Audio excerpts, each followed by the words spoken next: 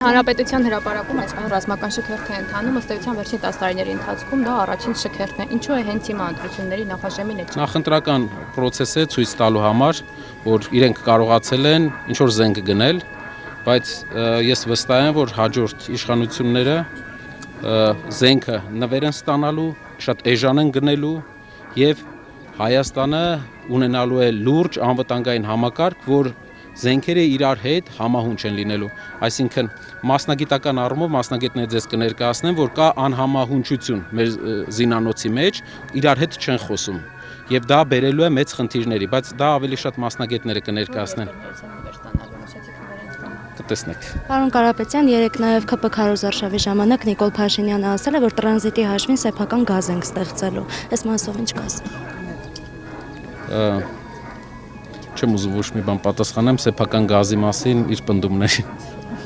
Շնորհակալ եմ։ Այսինքն դուք չեք հավատում, պարոն Կարապետյան, այդպիսի հեռանկարի, որ կարող է Հայաստանով անցնել գազատար եւ Հայաստանին դրա համար վճարվի։ Եկեք ավելի խորքային ուսումնասիրենք հարցը, նոր պատասխանենք, բայց կարծում եմ, որ Հայաստանը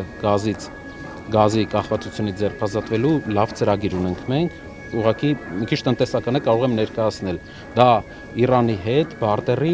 լայնացումն է, Հայաստանը արևային Խողովակի նկատի ունեք լայնացում։ Խողովակը այս բան 30% է ծանրաբեռնվածությունը ընդամենը։ Մենք պետք է բարտեր սկսենք անել արևային էներգիան այստեղից Հայաստանից, քանի որ շատ զարգացած է եւ ընդհանրապես Եվրոպայում ամենալավ արևային էներգիայի համար գոտին է Հայաստանը։ Մենք շատ մեծ քանակի արևային էներգիա ենք տալու Իրանին եւ դրա դիմաց ստանալու ենք գազ, որով փակելու ենք մեր ներքին պահանջարկը գրեթե շատ էժան գնով։ Իսկ այդ գազը տալու ենք ջերմոցներին, գազը մեր թոշակառուների համար սուբսիդավորելու ենք, նորմալ մարդկանց համար լավ ընդունելի միջավայր ենք ստեղծելու, որպեսզի մարդիկ կարողանան քիչ ծախսերով կարողանան տունը ջեռուցեն։ Տեսեք, մենք արևայինի հոսանքը տալու ենք Իրանին, ստանալու ենք գազ, գազն էլ սուբսիդավորելու ենք այն ռեգիոնների համար, որտեղ 5-6 ամիս մարդիկ միացնում են, օրինակ Ապարանի շրջանը, այլ շրջաններ կան։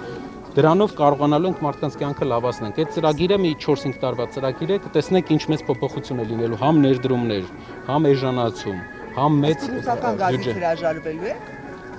Մենք ունենալու ենք դիվերսիֆիկացված, բայց եթե Պարսկաստանը համաձայնվի մեծ քանակությամբ բարտերային պայմանագիրի լայնացմանը, իսկ մենք տեսնում ենք, որ կհամաձայնվի, մենք կբալանսավորենք, բալանս։ Այսինքն հաղթանակի դեպքում չեք հրաժարվի այնուհանդերձ ռուսական գազից։ Մենք դիվերսիֆիկացիան ամեն դեպքում գծերի կպահենք, բայց գազից կախվածությունը որպես գումար դուրս հանելու, արտարժույթ դուրս հանելու, տնտեսության կախվածությունը կթույլատնենք իհարկե, որովհետև դա չենք անի ինչ-որ երկրի դեմ, այլ դա կանենք ուղղակի մեր երկրի համար։ Ավելի էժան է իրանական գազը։ Չէ, իրանականը թանկ է։ Բայց ոնց է էժանություն բարտերով։ Տեսեք ոնց։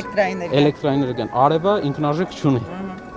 Արևայինը մենակ հիմնական ինքնարժեքը իր կապիտալ ծախսերն են։ Արևը մենք արևային էներգիան կարտահանենք, տեղը կստանանք գազ, անգամ թանկ գազը, այդ դեպքում ինքնարժեքային առումով սուբսիդավորեք, այսինքն։ Այո, պատրաստ է կառավարությունը հաջող սուբսիդավորման կարիք չի լինի, արդեն սակագնի վրա շատ մեծ դրական ազդեցություն է, արևը մեծ առումով ինքնարժեք չունի։ Բայց եթե իրանական գազը ավելի թանկ է։ Տեսեք, մենք էլեկտրականություն ենք տալի գազի դիմաց։ Գազը գումար չենք տալի գազի դիմաց, էլեկտրականություն ենք տալի, որը ստանում ենք արևային կայաններից։ Եթե արևային կայաններից ենք ստանում, արևն էլ ինքնարժեք չունի, գազը ինչ գնով էլ հաշվեն, էժան է։ Բաժանորդագրվեք Արմաթ մեդիայի ալիքներին սոցցանցերում։ Հետևեք մեզ նաև Armat Media AM կայքում։